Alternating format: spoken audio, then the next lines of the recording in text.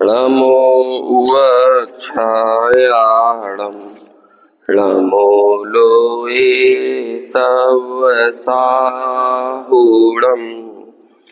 मंगलं भगवान् वीरो मंगलं गौतमो गणी मंगलं कुंद कुंदाद्यो जैन धर्मोस्तु मंगलम् सर्वमंगल मांगल्यं सर्वकल्याणकारकं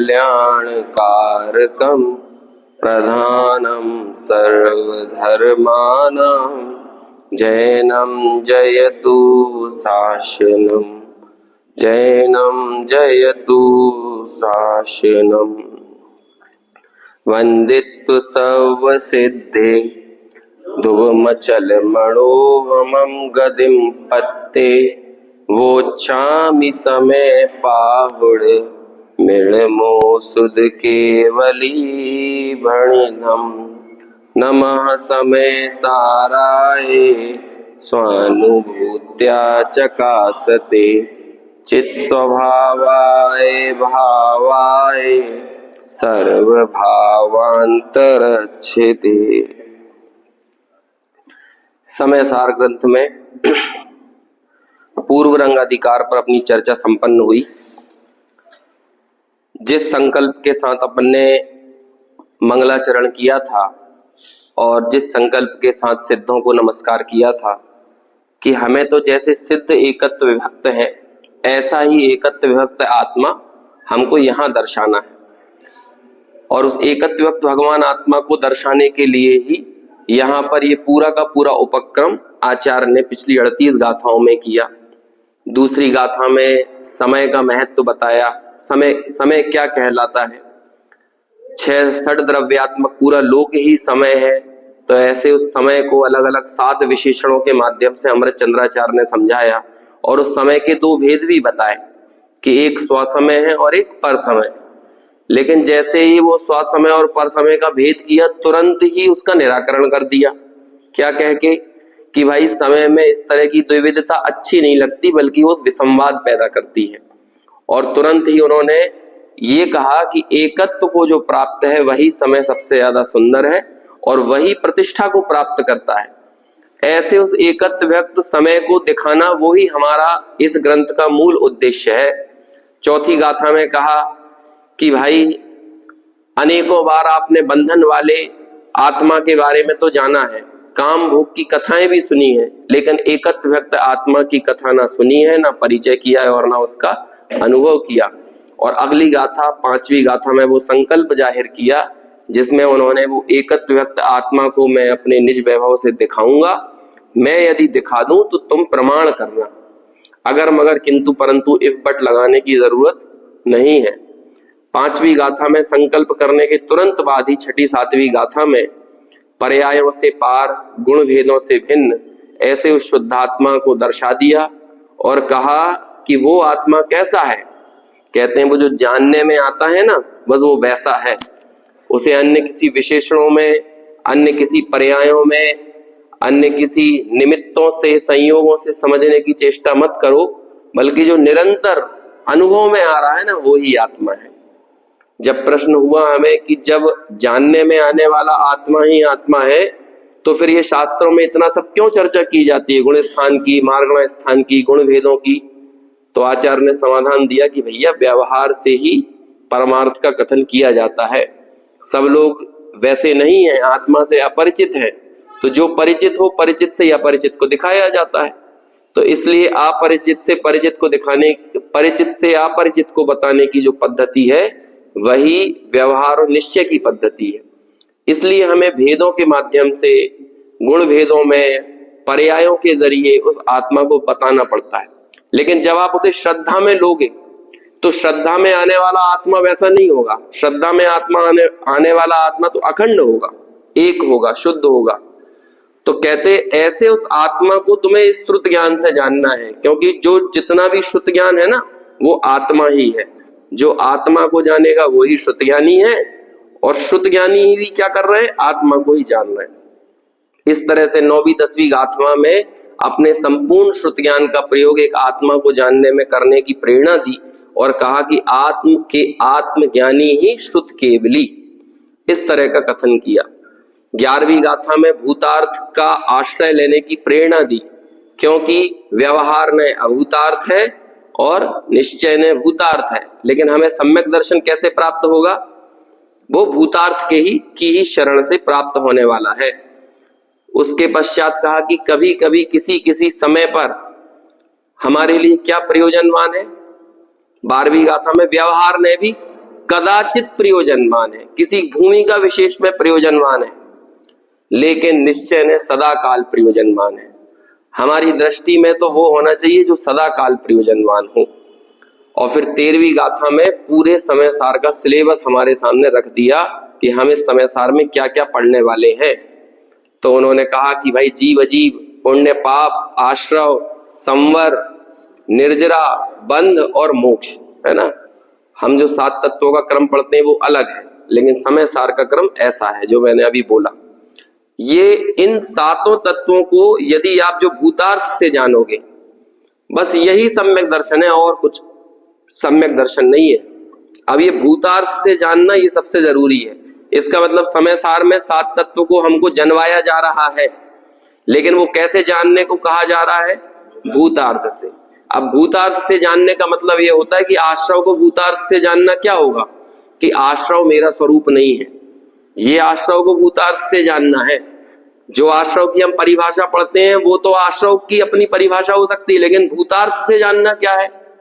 हमारा प्रयोजन क्या है कि वो मेरा स्वरूप नहीं है, वो मेरे में प्रवेश नहीं करता, मैं मेरी त्रैकालिक शुद्धता आश्रव बंध से अथवा संवर निर्जरा की पर्यायों से भी बाधित और खंडित नहीं होती। इस तरह से हमें प्रेरणा देकर 14वीं 15वीं गाथा में कह दिया कि जो आत्मा को जानता है वो सारे जिन शासन को जानता है। फिर उसके बाद कहा कि सम्यक दर्शन ज्ञान चारित्र 3 अलग अलग नहीं है, बल्कि एक आत्मा ही, उसमें ये तीनों गर्भित हैं। दर्शन ज्ञान चारित्र ये तीनों कहां पर गर्भित हैं? एक आत्मा में ही गर्भित हैं। 17वीं 18वीं गाथा में हमसे कहा कि भाई जैसे धन के अर्थी हो तो काय की श्रद्धा करो? राजा की, है ना। राजा को जानो, राजा की श्रद्धा करो, राजा का अनुचरण करो।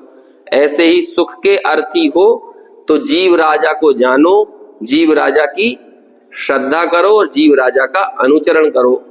19वीं गाथा में अप्रतिबुद्ध किसे कहते हैं उसको खड़ा किया, प्रतिबुद्धता बताई कि जो 9 कर्म और कर्म को मैं और मेरा मानता है वो कौन है? अप्रतिबुद्ध है। और जो इन्हें मानना छोड़ देता है वो कौन हो जाता है? वो प्रतिबुद्ध हो जाता है। 20, 21, 22 गाथा में उस अप्रतिबुद्धता का लक्षण और बताया विस्तार से कि सचित, अचित और मिश्र इन पर पदार्थों में जो कोई भी भूतकाल में, वर्तमान में और भविष्य में मैं और मेरे पने की दृष्टि रखता है वही अप्रतिबुद्धता है। और यदि हमें अप्रतिबुद्धता छोड़ना है तो क्या करना होगा? इन्हीं सचित, अचित, मिश्र में ना ये भूतकाल में मेरे थे, ना ये वर्तमान में मेरे हैं, ना ये भविष्य में मेरे हो सकते हैं, क्योंकि मैं तो एक टंकोत्कीर्ण ज्ञायक भाव हूं, और ऐसे एक टंकोत्कीर्ण ज्ञायक स्वभाव में ये कभी भी प्रवेश करते नहीं है। ऐसे वहां पर 20, 21, 22 गाथा में और स्पष्ट किया कि ये परद्रव्य पर पदार्थ मेरे स्वरूप का हिस्सा नहीं है। उसके बाद फिर 3 गाथाएं लिखी, फिर और इस अप्रतिबुद्धता को दूर करने के लिए 23, 24 और 25 गाथा में जीव का और पुद्गल का, 9 कर्म का, कर्मों का, इनसे आत्मा का भेद विज्ञान कराया। और वहां पर अमृत चंद्राचार्य ने 2 शब्द बड़े ही हमें बड़े क्या कहे था, झापड़ की तरह मारे। हे दुरात्मन, हे आत्मपंसन, तुम कैसे दुरात्मा हो, कैसे अपने स्वरूप को जानने में नपुंसक हो गए हो कि तुम्हें एक शुद्ध आत्मा रूप नहीं लगता है। पर द्रव्यों को अपने में मिलाए बगैर तुम्हें अपनी खबर नहीं पड़ती, अपनी सुध नहीं पड़ती। ये क्यों अतिक्रमण करने की प्रवृत्ति कर रहे हो, क्यों पर द्रव्य में प्रवेश कर रहे हो? ऐसे करके उन गाथाओं में बिल्कुल स्पष्ट भिन्नता जीव की और पुद्गल की, देह की और आत्मा की हमारे सामने रख दी। जब उसे थोड़ा थोड़ा समझ में आया शिष्य को, तो उसने बड़े धीरे से जाके डरते डरते आचार्य से पूछा कि हे प्रभु ठीक है आत्मा और शरीर भिन्न भिन्न है, तो ये बताओ हम तीर्थंकर की भक्ति करें कि नहीं करें? क्योंकि तीर्थंकर की भक्ति जब हम करते हैं तब भी तो हमें उनका शरीर याद आता है कि नहीं? हम उन्हें उनके शरीर से ही तो भक्ति करते हैं कि तुम इतने लंबे, इतने चौड़े, गोरे, काले, दो हरियल, दो क्या कहलाते हो, दो सांवरे, इतने हरे, इतने लाल। तो हमने शरीर से ही तो वंदना की है, समो शरण की विभूति से ही तो उनकी वंदना की है। आचार्य ने कहा ये सब व्यवहार स्तुति है। शरीर और आत्मा को एक मानकर तीर्थंकर की स्तुति करना ये व्यवहार स्तुति है। व्यवहार स्तुति का क्या स्वरूप है ये उन्होंने समझाया। और फिर 3 गाथाओं में निश्चय स्तुति की स्थापना की।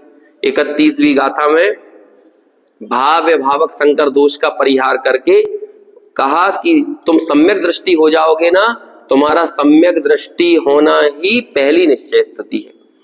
दूसरी गाथा में मतलब 32 नंबर की गाथा में कहा कि तुम उपशांत मोही हो जाओगे, तो यही तुम्हारी उनकी निश्चय स्तुति है। ज्ञेय ज्ञायक संकर दोष का परिहार किया, पहले ज्ञेय ज्ञायक संकर दोष का परिहार किया और 33वीं गाथा में ज्ञेय ज्ञायक संकर दोष का अभाव किया। अभाव किया तो क्षीण मोह हो गया, और परिहार किया था तब क्या हुआ था? उपशांत मोही हुआ था। तो इस तरह 31, 32 और 33 गाथा में निश्चय स्तुति का स्वरूप बताया कि भाई पहले सम्यक दृष्टि हो जाना ये निश्चय स्तुति है, उपशांत मोही हो जाना ये निश्चय स्तुति है, और क्षीण मोही हो जाना ये निश्चय स्तुति है। और बाद में जब तुम केवल ज्ञानी हो गए तो ये क्या हो गया? ये निश्चय स्तुति का फल मिल गया। 34वीं गाथा में फिर उसने पूछा कि फिर ठीक है हम निश्चय स्तुति तो समझ गए, आत्मा को जानना चाहिए हम ये समझ गए, अब क्या करें? तो कहते हैं अब त्याग करना है कि नहीं? कुछ बोलो, बिना त्याग करे क्या होगा? कहते तुमने जान लिया ना, यही त्याग है। तुम्हारा ज्ञान ही प्रत्यक्षान है। पर द्रव्य को पर जानकर उसको त्याग ही दिया। पर द्रव्य को पर जान लिया ना, बस यही उसका त्यागना है। इसलिए ज्ञान ही प्रत्यक्षान है। नियमा मुड़े अब्बा, ऐसा नियम जानो। नियम है ये त्रैकालिक नियम। जहां ज्ञान नहीं है वहां त्याग नहीं, और जहां त्याग नहीं वहां ज्ञान नहीं। दोनों में ऐसा ही अविनाभाव संबंध है। 35 गाथा में इसी का उदाहरण दे दिया चादर के माध्यम से। जैसे कोई दूसरे का चादर अपना समझकर सो रहा हो, उसे लक्षण से ये ज्ञान करा दो कि ये चादर तेरा नहीं है, तो वो उस चादर को छोड़ देता है। इस तरह से जब ये सब स्पष्ट हो गया, फिर 36-37 गाथा में एक बार फिर वो 2 दोष, भाव्य भावक संकर और ज्ञेय ज्ञायक संकर। ये पुद्गल कर्म भावक है, मतलब जब पुद्गल कर्म का उदय आता है तो मेरे को मोह राग देश आदि भाव होते हैं, विभाव होते हैं। आचार्य कहते हैं ये कौन पुद्गल? ये मोह मेरा कुछ नहीं, उपयोग केवल एक में, मैं तो एक जानने देखने वाला हूं, ये मोह मेरा कुछ नहीं लगता। और फिर साथ में अमृत चंद्राचार्य ने बोला मोह की जगह आप बाकी और 16 सूत्र और बना लो। ये राग मेरा कुछ नहीं लगता, ये द्वेष मेरा कुछ नहीं लगता, ये क्रोध मान माया लोभ ये मेरे कुछ नहीं लगते। तो मैं कौन हूं? उपयोग केवल एक में। 37वीं गाथा में कहा कि पूरा लोकालोक ज्ञान का ज्ञेय बनता है, लेकिन इसके बावजूद भी एक भी ज्ञेय, एक परमाणु मात्र भी मेरे में प्रवेश करने की सामर्थ्य नहीं रखता है, क्योंकि उपयोग केवल एक में। ज्ञान की, उपयोग की मेरे में इतनी सघनता है, और सघन उसे ही बोलते हैं जिसमें कोई दूसरी चीज घुस ना पाए, वही सघन कहलाता है। इसलिए ज्ञेय ज्ञायक संकर दोष का परिहार भी मतलब उससे भेद ज्ञान कराया ज्ञेय भाव से, और भाव्य भावक भाव से भी भेद ज्ञान कराया। और जब इतना स्पष्ट सब कुछ हो गया तो फिर क्या रह जाता है? फिर कहते हैं स्वरूप संचेतन में आत्मा कैसा दिखता है? कैसा दिखता है? वैसे ही दिखता है जो हम 38वीं गाथा में पढ़ के आए हैं। अहम एक को खलु शुद्धो णाण दंसण मय्यो सदा रूबी णवी अथ मज्ज किंचिवी अन्नम परमाणु में तंपी। कैसा आत्मा दिखता है? किन जितने लोगों ने स्वरूप का संचेतन किया है ना, स्वरूप में जाकर, उन सबको ऐसा ही आत्मा दिखा है। उन्हें इस आत्मा के भीतर एक परमाणु मात्र भी नजर नहीं आया है। जब परमाणु मात्र भी नजर नहीं आया तो हम क्या समझ रहे हैं कि हमें ये घर मेरा हो गया, मकान मेरा हो गया, रिश्ते नाते परिवार मित्र शत्रु ये सब मेरे हो सकते हैं, मेरा बिगाड़ कर सकते हैं, कोई मेरा सुधार कर सकता है। अन्नम परमाणु मित्तम भी, एक परमाणु मात्र भी मेरा नहीं है, ये सब मुझसे अन्न है। ऐसा आत्मा लो, ये हाथ पे रखी हथेली पे रखे आंवले के समान आत्मा हमारे सामने रख दिया उन्होंने। ये ज्ञान सागर आत्मा हमारे सामने आ गया लहलहाता हुआ। तो अब क्या करना है ज्ञान सागर आत्मा मिलने के बाद? मज्जंतु निर्भर ममी सममेव लोका, है ना। जब ये पूरा आत्मा आंखों के सामने आ गया तो अब क्या करो? अब इस आत्मा में डूब जाओ, मतलब इसमें मगन हो जाओ। और कुछ करने लायक बचा? तो बस अब हम आगे समय सार क्यों पढ़ रहे हैं? जो हमने 135 व्याख्यानों में चर्चा की वो हमने 35 मिनट भी से भी कम समय में 25 मिनट में 20 मिनट में हमने वो पूरा का पूरा एक बार 15-20 मिनट में रिवीजन किया है। ये 38 गाथाएं अपन अब पढ़कर आ चुके हैं और अब इसी का ही और ज्यादा एक्सटेंशन आगे के अधिकारों में हो रहा है। अब कह रहे हैं कि देखो हमने तुम्हारे सामने ज्ञान को प्रकट कर दिया है। अब मैंने ये जो ज्ञान प्रकट किया है ना सामने, अब तुम्हारी सबकी एक जिम्मेदारी बनती है, तुम खुद भी इसे भिन्न देखोगे और पूरी दुनिया को भी इस जीव और अजीब को भिन्न दिखाओगे। मतलब ज्ञान कौन हो गया? ज्ञान तो हो गया है जैसे कि वो रहता है नाटक का निर्देशक। तो वो नाटक का निर्देशक कैसा होता है? अंदर बैठे हुए लोगों को वो जानता है, जो भी अभिनय करने वाले लोग हैं उन्हें जानता है कि ये भिन्न है, भाई ये राम और रावण बन के अभिनय कर रहे हैं, लेकिन है कौन? ये सब भिन्न भिन्न है। ये आपस में एक दूसरे से इनका कोई समन्वय नहीं है, कोई आपस में सामंजस्य नहीं है, सब भिन्न भिन्न है, ये वो जानता है। और साथ ही साथ पूरी दुनिया को भी दिखाता है इनकी अभिनय क्षमता को, लेकिन दुनिया से भी अपेक्षा करता है कि अभिनय को अभिनय की तरह देखो, है ना। हाँ, अभिनय में तुम उस समय मुरीद हो रहे हो उस अभिनय को देखकर, लेकिन फिर भी ये ध्यान रखना, हमने पिछले व्याख्यान में कहा था ना, बिरजू भले ही राम बना हुआ है लेकिन वो बिरजू ही है ना, वो राम नहीं हुआ है। तो ऐसे वो ज्ञान पूरे विश्व के ऊपर आकर, ऐसा लिखा ना पहले, पूरे विश्व के ऊपर तैरता हुआ भिन्न देखता भी है और भिन्न दिखाता भी है। ऐसे उस ज्ञान का महात्मा है, ऐसे उस ज्ञान की सामर्थ्य है, विकसित हो गई है। अब आचार्य जब जीव अजीव अधिकार लिखते हैं तो सबसे पहले उस ज्ञान की वंदना करते हैं, उस ज्ञान का ही मंगलाचरण करते हैं। यहाँ पे मंगलाचरण में किसी, आप देखोगे आगे आगे की जितने भी अधिकार आएंगे तो मंगलाचरण किसका किया जाएगा, किसको वंदन किया जाएगा, नमस्कार किया जाएगा? ज्ञान को ही नमस्कार किया जाएगा, क्योंकि ये सारा कुछ भेद विज्ञान रूपी काम यदि कोई कर रहा है तो कौन कर रहा है? ज्ञान ही कर रहा है। ऐसा अपन ये मंगलाचरण पढ़ते हैं। फिर इसमें बनारसी दास जी के दो बहुत अच्छे अच्छे दोहे आए हैं, उसकी भी अपन अभी यहाँ चर्चा करेंगे। पहले अपन मूल ग्रंथ से ही इस मंगलाचरण को देखते हैं। जीवा जी मिल गया, पेज नंबर 86 है ना, नवीन अधिकार है, जीवा जीव अधिकार। देखो ऊपर लिखा है अथ जीवा जीवा विवेकी भूतौ प्रविशतः। इसका मतलब क्या हुआ? जीव और अजीव क्या हो रहे हैं? अविवेकी भूत। अविवेकी भूत यानी क्या होता है? अविवेकी भूत यानी अविवेकी होकर, क्योंकि अज्ञानी होकर अविवेकी होकर दोनों एक होकर प्रवेश कर रहे हैं ना। तो ये जो दोनों एक होकर प्रवेश कर रहे हैं तो ये विवेकी होकर कर रहे हैं कि अविवेकी होकर प्रवेश कर रहे हैं? अविवेकी होकर ये दोनों प्रवेश कर रहे हैं। अविवेकी भूतौ प्रविशतः। हमने पहले अधिकार में रंगमंच सजा दिया है और उस रंगमंच पर अब कौन आ गया? सबसे पहले जीव अजीब आ गए, अविवेकी होके आ गए। दो हैं लेकिन एक होके आ रहे हैं। अभी कुछ दिनों पहले एक साल पहले एक पिक्चर आई थी कोरोना के टाइम पे, है ना, हमने उसकी न्यूज भी बहुत चलाई थी। उसमें क्या होता है कि ऋषि कपूर था ना, वो जो मर गया था, तो उसने आधी फिल्म ही बनाई और खत्म हो गया। तो बाकी अब पैसा लगाओ प्रोड्यूसरों का, तो वो क्या करेंगे? तो उस रोल के लिए कौन को चुनना है? किसी को तो बाकी की फिल्म करवाना पड़ेगा ना। तो उन्होंने फिर बाकी की आधी फिल्म एक दूसरे परेश रावल से शूट करवाई, है ना। तो अभी ये क्या हुआ, ये दो लोग अलग अलग हैं, परेश रावल अलग है और ऋषि कपूर अलग है, लेकिन दोनों फिल्म में पात्र एक निभा रहे हैं।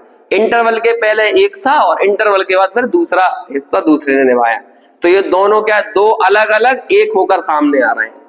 और यही आप पुण्य पाप में अलग देखोगे, यहां दो अलग अलग है और एक बन के आ रहे हैं, और पुण्य पाप में है एक लेकिन दो बन के आ रहे हैं।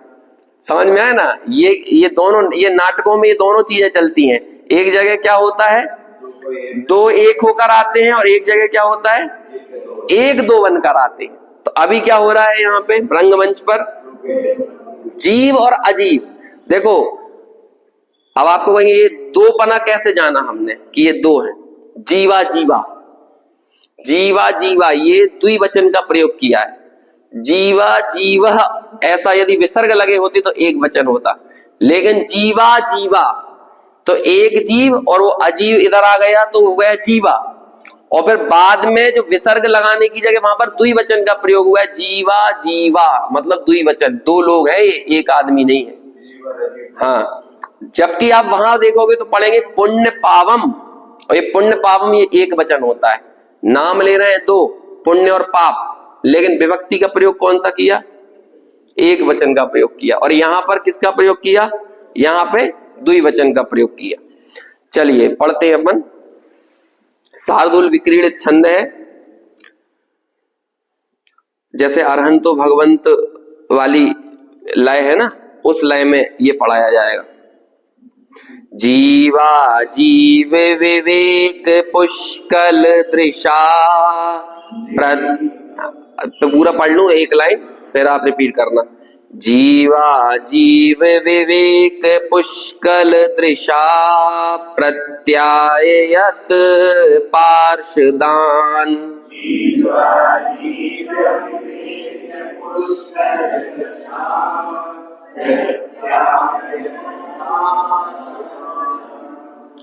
आ संसार निबद्ध बंधन विधि, ध्वंसाद् विशोद्धम स्फुटत।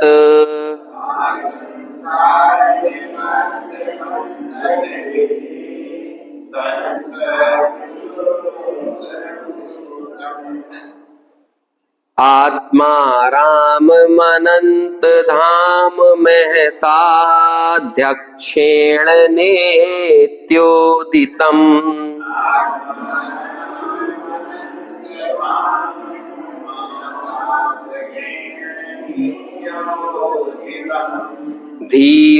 धीरोदात्मना कुलं विलसति, ज्ञानं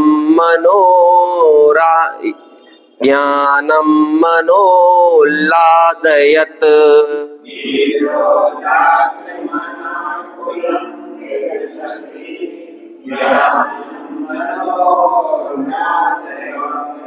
देखो क्या कहते हैं यहाँ, इसका अर्थ देखिए नीचे, जीवा जीव सबसे नीचे श्लोकार्थ ही पढ़ लेते हैं अपन।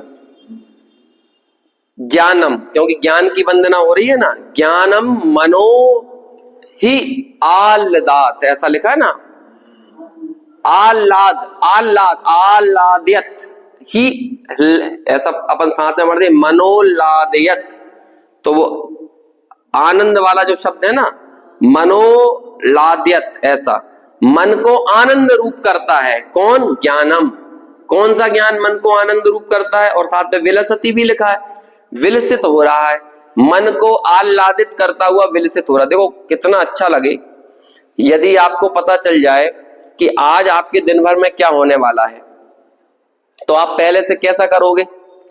कई बार क्या होता है ना, देखो एक बहरूप, जैसे पहले के समय में बहरूपिया आते थे, है ना, आजकल तो उतना देखने नहीं मिलता, गांवों में आज भी आते हैं।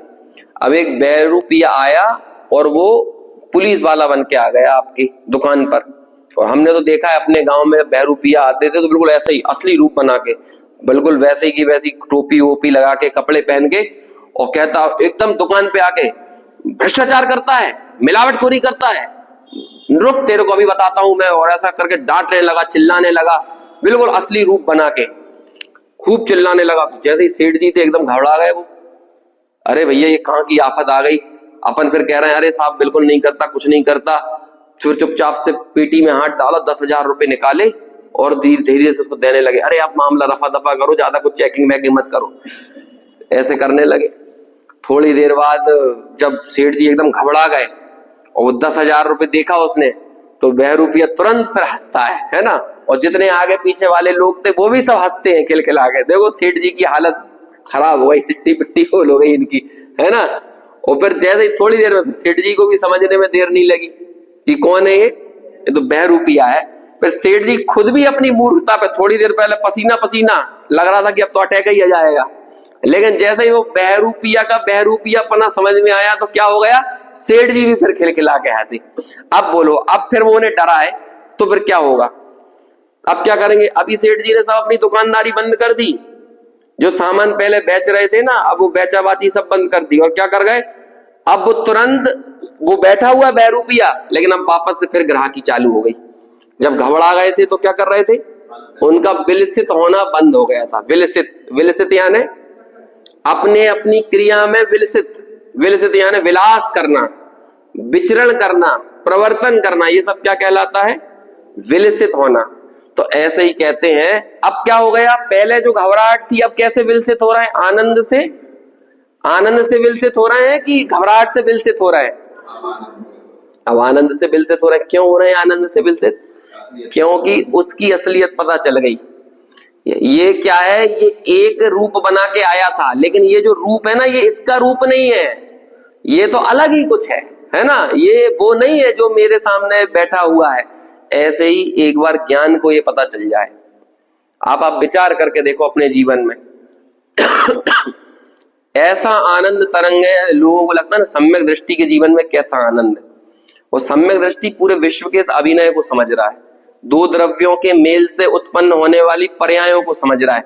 तो फिर जब वो जान गया ये तो जीव अजीव की मिली जुली पर्याय हैं, ये मेरी पुत्र है, ये मेरी स्त्री है, तो ये कैसी है पुत्र और स्त्री, ये दो द्रव्यों की भिन्नता से मैं नहीं जानता कि भाई यही जो मेरी पुत्री बनी है, ये जो मेरी स्त्री बनी है, पहले मेरी माँ हो सकती है, आज जो मेरा पिता बना हुआ है ये पहले मेरे पुत्र हो सकते हैं। लेकिन ठीक है, आज मैं अपने इस जीवन में इन लोक व्यवहारों को बाकायदा निभाऊंगा। ऐसा नहीं है कि सम्यक दृष्टि अपने पिता को कुछ और बोलने लगे, माँ को कुछ और बोलने लगे, पत्नी को कुछ और बोले। जो पत्नी को बोलना चाहिए वही बोलेगा, जो माँ को बोलना चाहिए वही बोलेगा, लेकिन अंदर में निर्णय और सिद्धांत कैसा होता है, अंदर में इन भिन्न द्रव्यों की पर्यायों को भिन्न रूप ही जानता है। कहते हैं ये जीव और अजीव के बंधन से निर्मित हुई है। अब देखो खुद भी कुछ क्रियाएं करता है, खुद खाता है, कमाता है, बनाता है, लेकिन जानता है।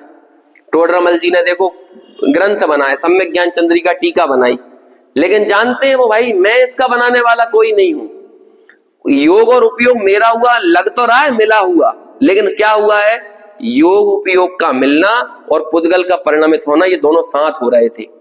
तो ये दो साथ में होने वाली भिन्न क्रियाएं है ना, तो इन दोनों में मुझे कोरिलेशन लगने लगा है। कोरिलेशन समझ में आया। तो जब मुझे ये कोरिलेशन लगा तो मैंने इसी को क्या मान लिया, मैंने इंटर रिलेशन मान लिया। तो ये मेरी से गलती हो गई, कोरिलेशन को इंटर रिलेशन मानने की।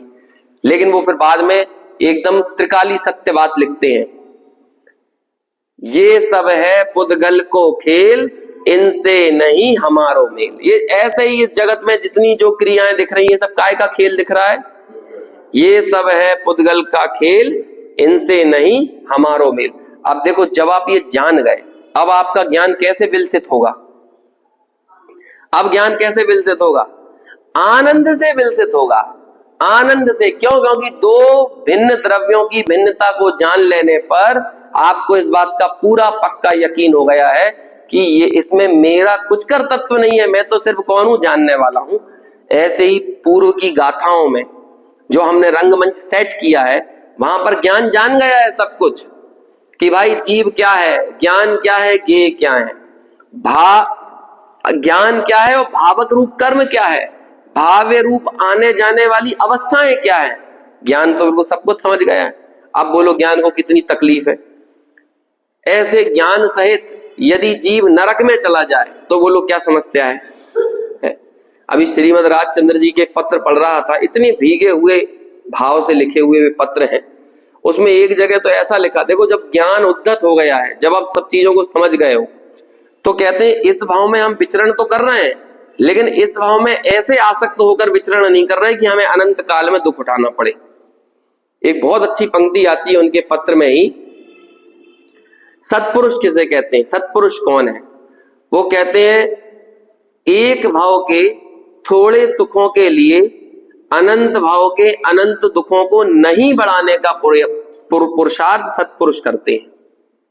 क्या बोला, एक भाव के थोड़े सुख के लिए अपना एक भाव है ना, और यहाँ हम थोड़ा बहुत प्रयास कर लेंगे तो उससे क्या होगा, थोड़ा ही सुख होगा और तो ज्यादा नहीं होगा। अभी भी हम देखते हैं जो भी हम कर रहे हैं ठंड से बचने, गर्मी से बचने के लिए, उसमें क्या करते हैं, थोड़ा ही सुख तो हो रहा है ना।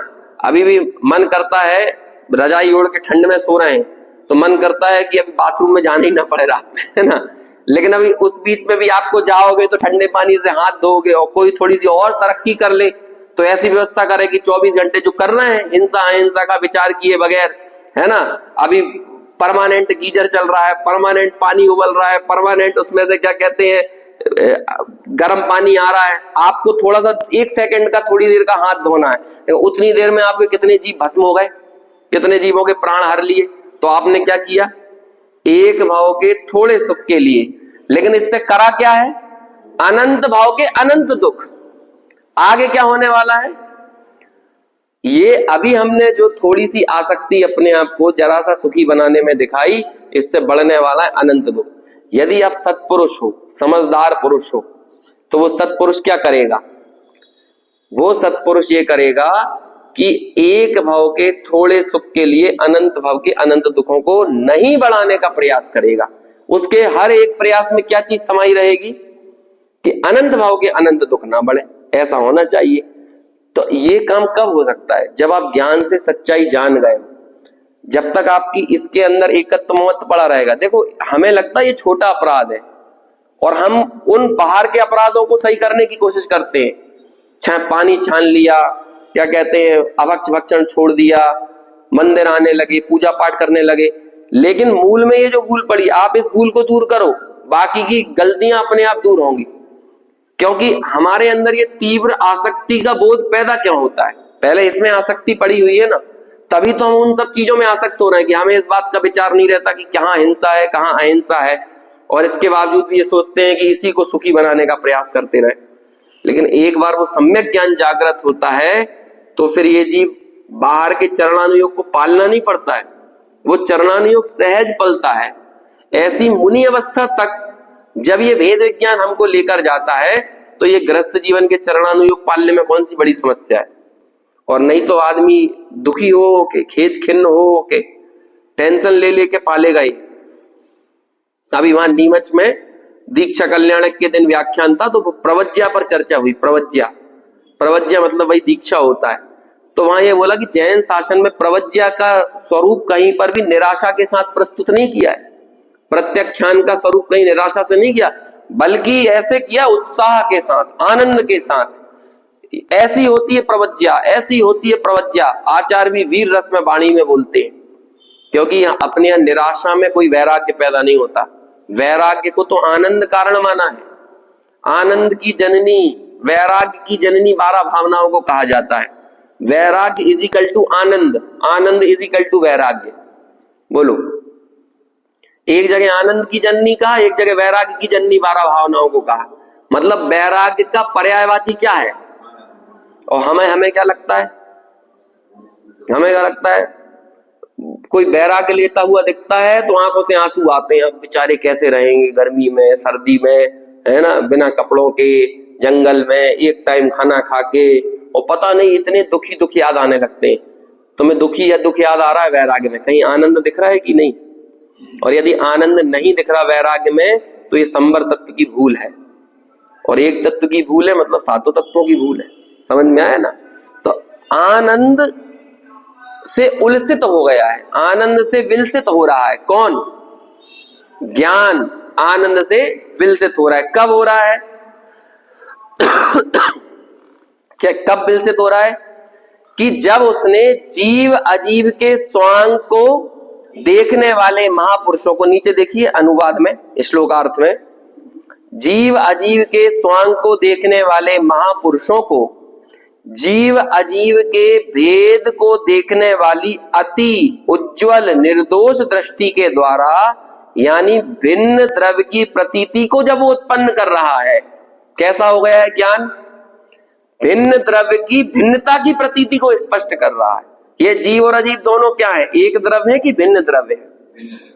भिन्न द्रव्य। भिन्न द्रव्य की भिन्नता को जब वो बता रहा है, दिखा रहा है, जान रहा है, तो आनंद से विकसित हो रहा है। और क्या हुआ, ये वाली लाइन आपको बहुत जगह मिलेगी। असंसारा, असंसार निबद्ध बंधन, अनादि संसार के लिए आचार्य असंसार असंसार प्रयोग करते हैं।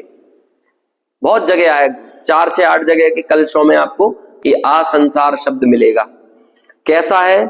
कहते हैं कि अनादि संसार से जिसका बंधन दृढ़ बंधा हुआ है, ऐसे ज्ञानावरणादि कर्मों के नाश से वो विशुद्ध हो गया है। देखो, अब वो ज्ञान, इसी ज्ञान को बढ़ाते बढ़ाते कहां तक लेके गए? केवल ज्ञान तक। समझ में आए ना? अभी यहां पर ज्ञान के साथ केवल ज्ञान के महात्म्य को बताने का एक बहुत विशेष प्रयोजन है, क्योंकि आगे आने वाली 39 नंबर से लेकर 44 नंबर तक की गाथाएं, कितनी गाथाएं हो जाएंगी? 39, 40, 41, 42, 43, 44, 6 गाथाएं, एक साथ 6 गाथाएं आएंगी। इन 6 गाथाओं में 8 मतों की मान्यताओं की चर्चा आएगी। 6 कितने मतों की? 8 मत। ये 8 मत जैसे नैयायिक, मीमांसक, चारवाक, बौद्ध, ये सब मत है ना, इनकी मान्यताएं आएंगी। और इन सब मान्यताओं वालों के लिए मालूम क्या बोलेंगे? ये सब मान्यता वाले जीव क्या हैं? तो उसके लिए एक शब्द आएगा कि तेणा परमठवादी। ये मान्यता वाले जीव परमार्थवादी नहीं है, परमार्थवादी नहीं है, बल्कि ये परात्मवादी है। क्या है? परात्मवादी। तो परमार्थवादी कौन होता है? ये 6 मान्यताएं जो है ना, ये आत्मा के संबंध में है कि बौद्ध आत्मा को कैसा मानते हैं, नैयायिक आत्मा को कैसे मानते हैं। तो ये आपको क्या लगता है, आत्मा को सिर्फ जैन ही मानते हैं? सब मानते हैं आत्मा को। सबने आत्मा के बारे में कुछ ना कुछ कहा है। विदेशों में भी लोगों ने आत्मा के बारे में कुछ ना कुछ कहा है, तो अपने यहाँ भी कहा है इन लोगों ने कि ये ही आत्मा है। तो आत्मा के बारे में कहना, आत्मा को मानना इतना अकेला पर्याप्त नहीं है। आत्मा का सही स्वरूप मानना भी पर्याप्त है आत्मदर्शन के लिए, आत्मानुभूति के लिए। तो फिर अगली बात आती है, तो ये सब लोग क्या झूठी बात कर रहे हैं? झूठ बोल रहे हैं? ये सब लोग झूठ बोल रहे हैं? नहीं, झूठ नहीं बोल रहे, लेकिन फिर भी झूठी बात कह रहे हैं। ऐसा कैसे हो सकता है? झूठ बोल रहे हैं और झूठी बात कह रहे हैं, ऐसा कैसे हो? झूठ नहीं बोल रहे हैं लेकिन झूठी बात कह रहे हैं, ऐसा कैसे हो सकता है? जैसे मैंने आपसे पूछा कि फलाना व्यक्ति ऊपर गया है क्या, तो आपने क्या हाँ गया है, आपने कह दिया गया है ना, किसी को कह दिया। अब हमने ऊपर जाके देखा तो हमें तो वो नहीं मिला कि भैया तुम झूठ बोल रहे थे। तो हमने आके बोला कि भैया वो तो नहीं है ऊपर, आप तो कह रहे थे है। तो आपने बाद में बोला कि नहीं, मुझे लगा कि वो शायद ऊपर गया, इसलिए मैंने बोला, मैं झूठ नहीं बोल रहा था। तो बोलो, झूठ नहीं बोल रहे थे लेकिन फिर भी बात तो झूठी थी कि नहीं? तो ऐसा क्यों हुआ? मुझे लगा। ऐसे ये 8 मत वाले जो लोग हैं ना, ये आत्मा के बारे में वो बोलते हैं जो उन्हें लगा, लेकिन उनके ऊपर किसका हाथ नहीं था? सर्वज्ञ का हाथ नहीं था। और इसलिए कहते हैं सर्वज्ञ का हाथ नहीं होने से जो आत्मा का परमार्थ स्वरूप बताना चाहिए था वो ये नहीं कह पाए। इन्होंने अपने हिसाब से जो लगा वो तो कह दिया, लेकिन तुम्हारे हिसाब के लगने से होता क्या है? जब सर्वज्ञ की वाणी में, सर्वज्ञ की परंपरा में कोई बात आएगी वो सत्य होती है। तुम्हारे लगने से कोई चीज सत्य नहीं हो जाती, तुम्हारे अनुभव से। इसलिए अनुभव को हमारे यहाँ उपदेश में प्रमाण नहीं माना गया है। उपदेश देते समय अनुभव प्रमाण नहीं, अनुभव आपके लिए व्यक्तिगत प्रमाण हो सकता है, लेकिन उपदेश में पहले नंबर पर आता है आगम प्रमाण है। और आगम किसे कहते हैं? आप्त वचन निबंधनम आगम। जो आप्त के वचनों से निबंधित हो वो आगम कहलाता है। तो ऐसा आगम ज्ञान सबसे पहले नंबर पे आता है, सब पहले नंबर पे। देखो मैं आपको एक उदाहरण बताता हूं मोक्ष मार्ग प्रकाशक का। ये पहला अध्याय में ही सबसे आखिरी में टोडरमल जी ने लिखा। आगम को लोग बहुत हल्के में लेते हैं ना, उन सब लोगों को समझना चाहिए आगम कितना जरूरी है। पहले में है कि दूसरे अध्याय में है, वहां पर टोडरमल जी लिखते हैं इसलिए पहले में पहले आगम ज्ञान करो।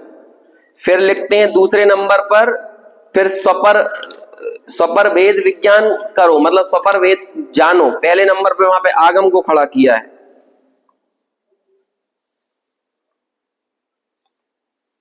और फिर चौथे नंबर पर आता है आत्मज्ञान। मतलब आत्मज्ञान तक पहुंचाने में साधन कौन बनता है? बिल्कुल, या तो कोई से दूसरे या तीसरे किसी अध्याय में एकदम आखिरी में है। हाँ देखो मिल गया, देखो 20 नंबर के पेज पे पहले ही अध्याय में है, वहां प्रथम आगम ज्ञान ही उपादेय है पहले नंबर पे। ठीक है, प्रथम क्या है? उपादेय, आगम ज्ञान उपादेय। सो इस जीव का मुख्य कर्तव्य आगम ज्ञान है। क्या कह रहे हैं? और आगम किसे कहते हैं? हमेशा ये परिभाषा याद रखना, आप्त वचन निबंधनम इति आगमा। जो आप्त के वचनों से निबंधित हो वो क्या कहलाता है? वो आगम है। तो पहला हम सबका कर्तव्य क्या है? आगम ज्ञान करना। दूसरा, उसके होने से, अब आगम ज्ञान के बाद अगला काम क्या होता है? तत्वों का श्रद्धान होता है। दूसरे नंबर पे क्या हुआ? तत्वों का श्रद्धान। बिना आगम ज्ञान के तत्वार श्रद्धान होगा? कभी नहीं होगा। आगम ज्ञान दूसरे नंबर पे, तत्वार श्रद्धान तीसरे नंबर पे। तत्वार्थ के श्रद्धान होने से, जब आपको तत्वार्थ श्रद्धान होगा ना, तो संयम भाव होता है। वो संयम कैसे आएगा जीवन में? आगम को कोई पढ़े नहीं, तत्वार्थ श्रद्धान करे नहीं, और पूरी दुनिया में ये चल रहा है। स्वाध्याय का लोग निषेध करते हैं और कहते हैं कुछ करो तो होगा, कुछ करो तो होगा। पहला कर्तव्य क्या बता रहे हैं यहाँ पे? और सुनो, ये टोडरमल जी नहीं बता रहे, ये मत बोलना कि कपड़ा वाला पहन के कोई पंडित बोल रहा है। सबसे ज्यादा टोडरमल जी, दौलत राम जी पे इसीलिए लोग लांछन लगाते हैं कि वे कोई आचार्य थोड़ी है। टोडरमल जी ने सबसे पहले लिखा, प्रवचन सार में भी मोक्ष मार्ग का अधिकार किया है, उसमें ऐसा बताया है। ये प्रवचन सार की बात है, ये कुंद कुंदाचार्य और अमृत चंद्र की बात है, टोडरमल जी के घर की बात नहीं है। पहले आगम ज्ञान करना, दूसरे नंबर पर क्या करना? तत्वार श्रद्धान। तीसरे नंबर पे क्या करना? तत्वार श्रद्धान से क्या होता है? संयम भाव होता है। और फिर देखो, और उस आगम से ही, उस आगम से, उस तत्वार श्रद्धान से ही आत्मज्ञान की भी प्राप्ति होती है। आगम ज्ञान से ही संयम भाव होता है, और आगम ज्ञान से ही क्या होता है? आत्मज्ञान की प्राप्ति भी उससे ही होती है। तथा देखो आगे, सहज ही मोक्ष की प्राप्ति होती है। ये बिल्कुल 20 नंबर के पेज पे, इसमें टोडरमल जी ने पहला अध्याय खत्म हो रहा है ना, तो वहां पे लिखा। अब बोलो हम सबका पहला कर्तव्य क्या है? आगम ज्ञान को लोग इतने हल्के में लेते हैं, और वो आगम ज्ञान आपके वचनों का निबंधित है। अकेले आत्मा को मानने से कुछ नहीं होता है। अभी जब हम ये 8 मान्यताओं की, आत्मा के संबंध में मान्यताएं पढ़ेंगे ना, 8 दर्शनों की, तब आपको पता चलेगा कि लोगों ने आत्मा के संबंध में कैसी भ्रांतियां उड़ाई हैं। और सब लोग ऐसा मानते हैं, आजकल भी चल रही है सब, फलाने शंकर ढिकाने ये वो, है ना। सब लोग आत्मा के बारे में कुछ ना कुछ कह रहे हैं, लेकिन आत्मा का परमार्थ स्वरूप नहीं बता रहे। और जब तक परमार्थ स्वरूप आपको स्पष्ट नहीं होगा, आत्मज्ञान की प्राप्ति नहीं होगी। ऐसी बात है। इसलिए यहाँ पे कहते हैं कि देखो, हमें वो परमार्थ आत्मा का स्वरूप पता चला, इसलिए मैं उस केवल ज्ञान की वंदना करता हूं। केवल ज्ञान की वंदना में ये लाइन लिखी कि वो अनादि संसार से जिनका बंधन दृढ़ हुआ है, ऐसे ज्ञानावरणादि कर्मों का नाश कर दिया। तो ज्ञानावरणादि कर्म का नाश किया मतलब क्या, काय की बात हो रही है? केवल ज्ञान की हो रही है, अरहंत की बात हो रही है। समझ में आ रहा है कि नहीं कि मैं बोला जा रहा हूं है ना। बस 1 मिनट में बात पूरी करते हैं। देखो, विशुद्ध हुआ है, स्फुट हुआ है, जैसे फूल की कली खिलती है उसी प्रकार विकास रूप हुआ है। देखो, एक बार भेद ज्ञान पैदा हो गया ना, तो भेद ज्ञान मतलब खिलना चालू हुआ, तो इतना खिलेगा भेद ज्ञान कि वो केवल ज्ञान में बदल जाएगा। ये देखो भेद ज्ञान की सामर्थ्य, जो कहते हैं ना, मैंने वहां पे बोला, यहां भी मैं बोलता रहता हूं कि केवल ज्ञान की मम्मी का नाम भेद ज्ञान है ना। तो फिर वहां पे एक बुजुर्ग दादाजी बैठे थे, बहुत दमों के, बहुत पंडित जी हैं, 90 साल के आसपास की, 85-90 साल की उम्र होगी। तो उन्होंने बोला कि भैया एक चीज और इसमें जोड़ो कि केवल ज्ञान की मम्मी भेद ज्ञान है, भेद ज्ञान की मम्मी आगम ज्ञान है इसमें एक चीज और जोड़ो कि भेद ज्ञान तक कहां से पहुंचोगे? आगम ज्ञान से पहुंचोगे। कहले ये तो 100% सही बात है कि केवल ज्ञान की माता का नाम है भेद ज्ञान, लेकिन भेद ज्ञान की माता कौन है? कहते आगम ज्ञान। और आगम कहां से मिला? अच्छा, इसमें भी निज वैभव में पहले नंबर पे क्या आया था? आगम के अभ्यास से उनके निज वैभव का जन्म हुआ है। यही आया था ना, आगम के अभ्यास से। कितना महत्वपूर्ण स्थान है आगम का। जैसे फूलों की खली कली खिलती है उसी प्रकार ये विकास रूप है, और उसका रमण करने का क्रीड़ावन आत्मा ही है। आत्मा का आराम कौन है? आराम मतलब बगीचा। आत्मा का क्रीड़ा स्थल आत्मा ही है, अर्थात उसमें अनंत गेयों के आकार आकर झलकते हैं, तथापि वह स्वयं अपने स्वरूप में ही रमता है। आप फुलवारी में घूमने गए, यहाँ चले जाओ, रोज गार्डन है ना अपने भोपाल में, तो वहां पे जाओ, तरह तरह के रोज मिलेंगे। लेकिन आप ये बताओ, आप तो अपने पथ पे ही चल रहे हो ना, सारे रोज आपके ज्ञान में झलक रहे हैं, लेकिन आप वास्तव में कहाँ मगन हो? आपका ज्ञान निकाल दिया जाए तो आपको कौन सा फूल दिखाई देगा? कि ऐसे ही कहते हैं पूरा विश्व क्या है? बगीचा है। लेकिन आत्मा कहाँ रमता है? आत्मा का असली आराम कौन है? आत्मा ही है, उसका ही ज्ञान भाव है। उसका प्रकाश अनंत है और वह प्रत्यक्ष तेज से नित्य उदय रूप है, तथा वह धीर है, उदात्त है और इसीलिए अनाकुल है, यानी सर्व इच्छाओं से रहित निराकुल है। यहाँ धीर, उदात्त, अनाकुल, यह तीन विशेषण शांत रूप नृत्य के आभूषण जानना, ऐसा ज्ञान विलास करता है।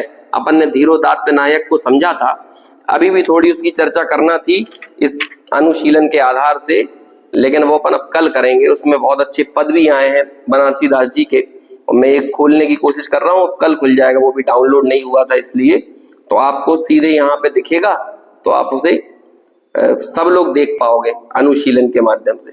और बाकी चर्चा आगे कल करते हैं।